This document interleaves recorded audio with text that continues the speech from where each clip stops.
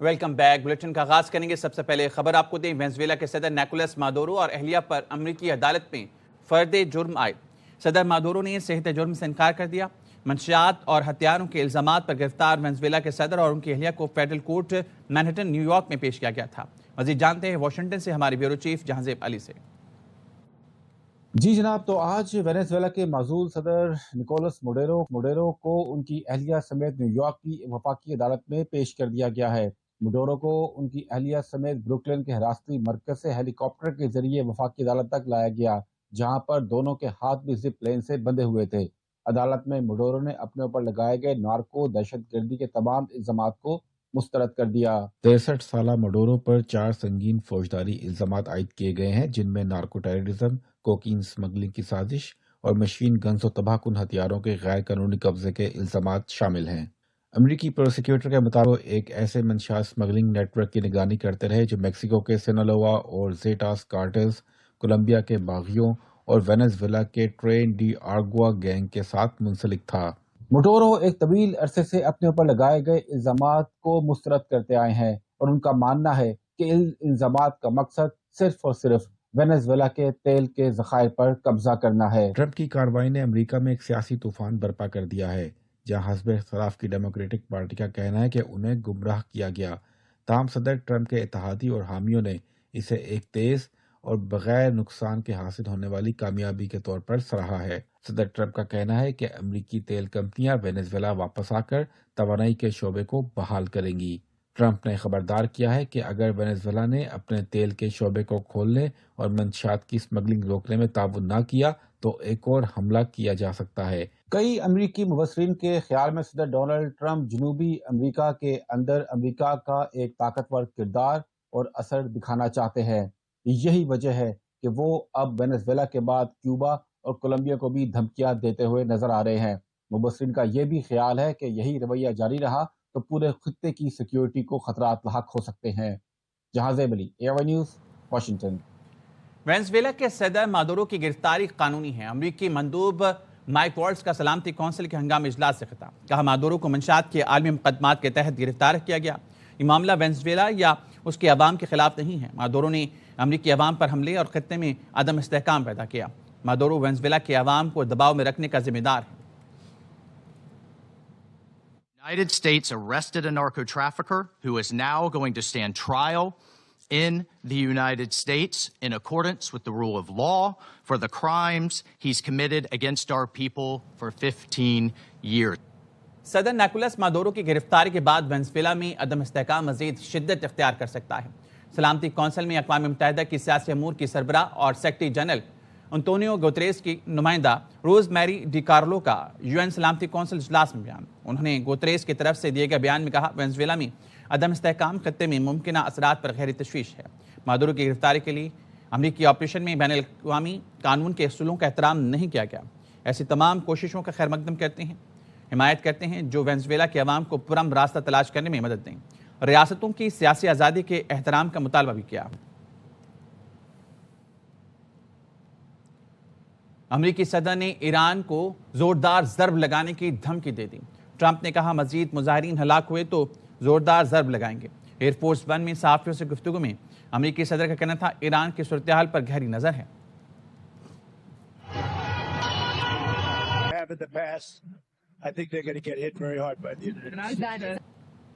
ایران کے supreme leader کے خلاف الزامات من گھڑت اور بے بنیاد ہیں۔ پاکستان میں ایران کے سفیر رضا میری مقدم نے ایک بیان میں کہا دشمن ایک بار پھر جھوٹی اور جعلی خبروں کے ذریعے پروپیگنڈا کر رہا ہے۔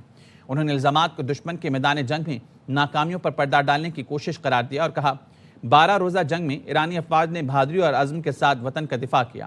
ایرانی فوجی اور کمانڈر وطن کے دفاع میں شہید ہوئے اور تاریخ کا حصہ بن گئے۔ ایرانی سپریم لیڈر مسلح افواج کے سپریم کمانڈر اور قوم کے شانہ بشانہ کھڑے ہیں۔ غلط معلومات اور ڈیجیٹل دہشت گردی سے اجتناب پیشہ ورانہ ذمہ داری ہے۔ ایرانی سفیر نے اپیل کی پاکستانی میڈیا تصدیق شدہ اور مستند ذرائع پر انحصار کرے۔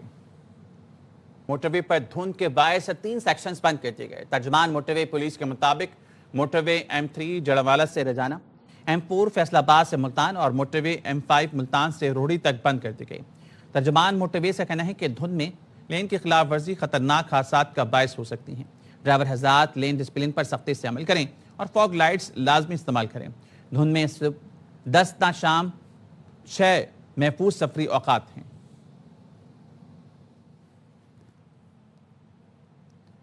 ملک کے بیشتر علاقوں میں آج موسم سرد اور خشک رہے گا. بالائی علاقے شدید سردی کی لپیٹ میں رہیں گے. محکمہ موسمیات نے آئندہ 24 گھنٹے کے دوران کراچی، کوئٹہ، لاہور، اسلام آباد، پشاور سمیت ملک کے بیشتر علاقوں میں موسم سرد خشک رہنے کی پیش گوئی کی ہے. کشمیر، گلگت بلتستان، دیر، چترال، سوات اور دیگر علاقے مزید موسم شدید رہے گا. پنجاب کے بیشتر اضلاع صبح دھند کی لپیٹ میں رہیں گے. پاک پتن کے ضلعی اسپتال میں سال 2025 میں 6 لاکھ سے زائد مریضوں کو طبی سہولیات فراہم کی گئیں. رپورٹ کریں گے امداد حسین. ڈسٹرکٹ ہسپتال پاک پتن میں صحت کی سہولیات میں نمایاں بہتری. گزشتہ سال کے دوران ہسپتال کی او پی ڈی میں 6 لاکھ سے زائد مریضوں کو طبی سہولیات فراہم کی گئیں. بی ایچ کیو ہاسپٹل پاک پتن میں گزشتہ سال تقریباً 6 لاکھ مریضوں کا او پی ڈی میں مفت علاج کیا گیا ہے. اسی طرح تقریباً 4 لاکھ مریض جو ہیں ان کا ایمرجنسی سروسز ان کو فری آف کاسٹ جو ہے مہیا کی گئی ہیں. ان تمام مریضوں کو ہاسپٹل سے فری آف کاسٹ ساری میڈیسنز جو ہے وہ مہیا کی گئی ہیں. M S D H Q ہسپتال ڈاکٹر محمد احسن کے مطابق گزشتہ سال کے دوران ایمرجنسی وارڈ میں 4 لاکھ سے زائد مریضوں کا معائنہ کیا گیا اور انہیں مفت ادویات فراہم کی گئیں. ہاسپٹل کے اندر جو ہماری لیب سروسز ہیں انہوں نے تقریباً پچھلے سال 2 لاکھ مریضوں کو کیٹر کیا ہے. اور جو ہمارے ایکس ریز ہیں ڈپارٹمنٹ انہوں نے تقریباً 30,000 مریضوں کا ایکس رے جو ہے وہ ہاسپٹل میں کیا گیا ہے. اسی طرح جو ہماری باقی سروسز اسینشیل سروسز ہیں، C T scan, paediatric emergency, اس کے علاوہ ہماری گائنی ایمرجنسی، یہ ساری جو ہیں وہ 24/7 فنکشنل ہیں. گزشتہ سال میں ڈسٹرکٹ ہسپتال کی لیبارٹری سے 2 لاکھ مریضوں نے فائدہ اٹھایا، جبکہ 30,000 سے زائد افراد کا مفت ایکس رے کیا گیا. کیمرہ ٹیم کے ساتھ امداد حسین، ARY نیوز، پاک پتن. پاکستان آ کر شادی کرنے والی خاتون کو واگا بارڈر پہنچا دیا گیا. سربجیت کور کو ویزا ختم ہونے پر واپس بھارت بھیجا جا رہا ہے. سربجیت کور کا ویزا نومبر 2025 میں ختم ہو چکا ہے. سربجیت اور ان کے شوہر ناصر حسین کو گزشتہ روز تحقیقاتی اداروں نے حراست میں لیا تھا. سربجیت کور نے بتایا یاترا کے لیے پاکستان آئی تھی. یہاں آنے کے بعد انہوں نے مسلمان ہو کر شادی کر لی تھی. سربجیت کا اسلامی نام نور رکھا گیا ہے. انہوں نے ہائی کورٹ میں درخواست کی تھی.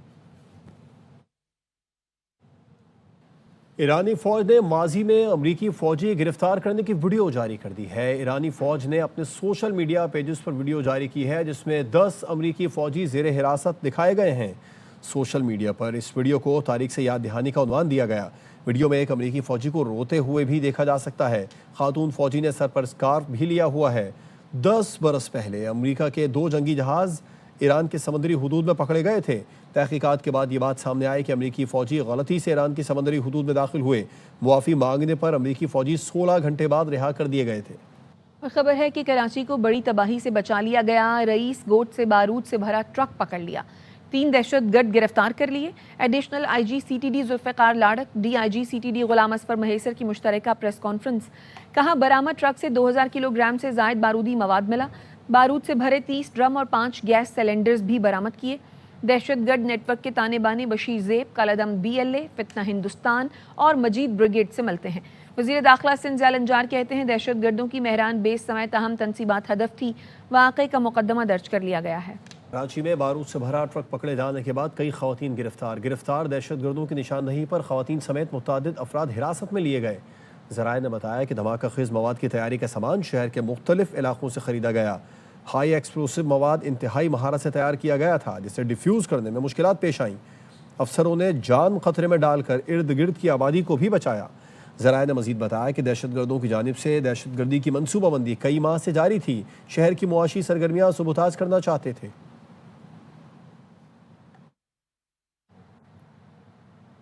کراچی ایئرپورٹ پر کسٹمز نے 4 کروڑ 20 لاکھ روپے کی منشیات کی اسمگلنگ ناکام بنا دی.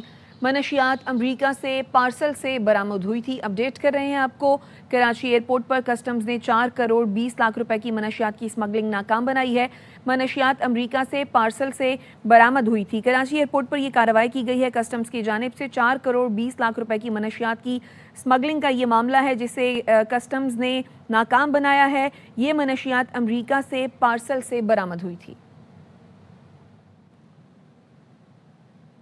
ARY نیوز کی سوشل میڈیا پر مقبولیت آسمان چھونے لگی۔ سوشل میڈیا پلیٹ فارم ٹک ٹاک پر ARY نیوز کی لائکس 1 ارب سے زائد ہو گئی ہیں۔ سوشل میڈیا پر ARY نیوز نے ایک اور اہم سنگ میل عبور کر لیا۔ ٹک ٹاک پر @ARY نیوز آفیشیل کے فالوورز کی تعداد پہلے ہی کروڑوں میں پہنچ چکی ہے۔ یونیورسٹی آف لاہور میں فاطمہ کی خودکشی کی کوشش کے واقعے پر کیمپس بند کر دیا گیا۔ منگل سے تمام کلاسیں آن لائن ہوں گی۔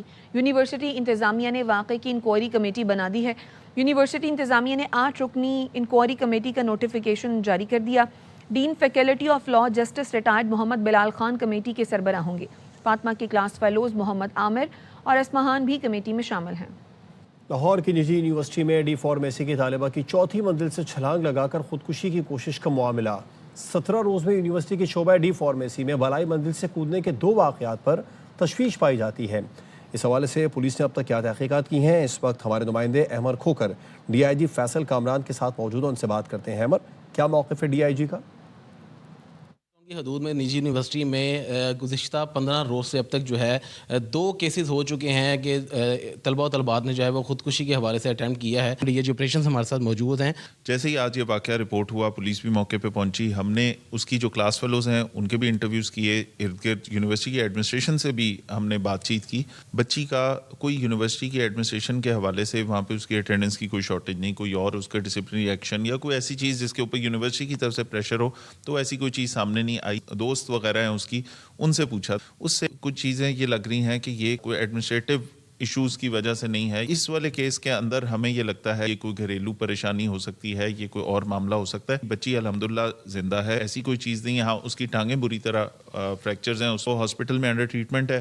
اس کا موبائل فون کیونکہ اس پہ لاک لگا ہوا ہے، وہ جیسی بچی ہوش میں آتی ہے اس کے فون سے جو چیزیں نکلیں گی، اس کی CDR میں جو چیزیں آئیں گی، لاسٹ اس کی بھائی سے کیا بات ہوئی، 5-6 طرح کی فوٹیجز مختلف اینگل سے کیمروں کی تھیں۔ اس میں ایک بڑی کلیئر فوٹیج ہے کہ جس کے اندر اس کو جمپ کرتے ہوئے دیکھا جا سکتا ہے۔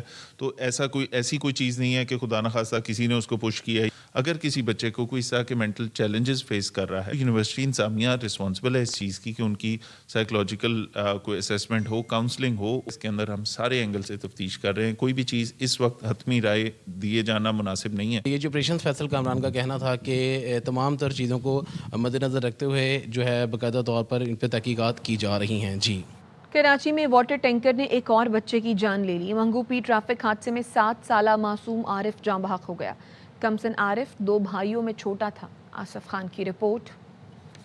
میں ہیوی گاڑی کی ٹکر سے ایک منگو پیر غریب آباد کے علاقے میں گھر کے باہر کھیلتے ہوئے 7 سالہ عارف کو واٹر ٹینکر نے رون ڈالا۔ بچے کے والد کا کہنا تھا کہ عارف کی والدہ کا انتقال ہو چکا ہے۔ بچہ 2 بھائیوں میں سب سے چھوٹا تھا۔ میرے 2 بچے ہیں، فوت ہو گیا، اس کا نام عارف تھا۔ یہ مافیا کو روکیں، یہ بچے اگر پھول کے جیسے، ہم بہت مشکلوں سے ان کا پیٹ پالتے ہیں، اور جب اڑان بھرتے ہیں وہ اڑان بھرنے سے پہلے کٹ جاتے ہیں، تو پھر وہ ہم کیسے زندہ رہ سکیں گے؟ ہمارے تو سہارے 4 ہیں۔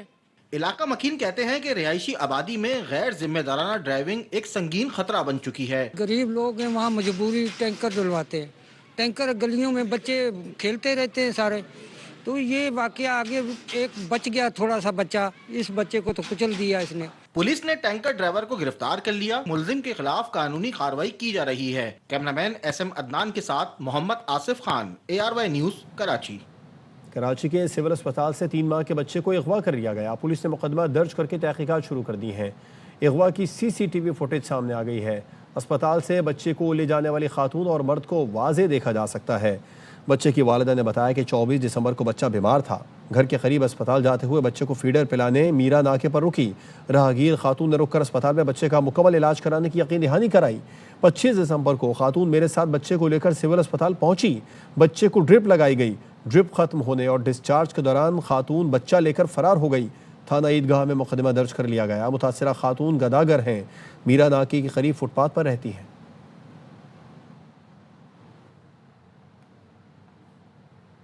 پنجاب کا سارا پیسہ اس کے عوام پر لگتا ہے، دوسرے وزرائے اعلیٰ پروٹوکول انجوائے کرنے میں لگ جاتے ہیں۔ مریم نواز کی پھر دیگر صوبوں پر نکتہ چینی۔ مریم نواز نے کہا، میرے علاوہ دوسرے وزرائے اعلیٰ میں خدمت کے عزم کی کمی ہے۔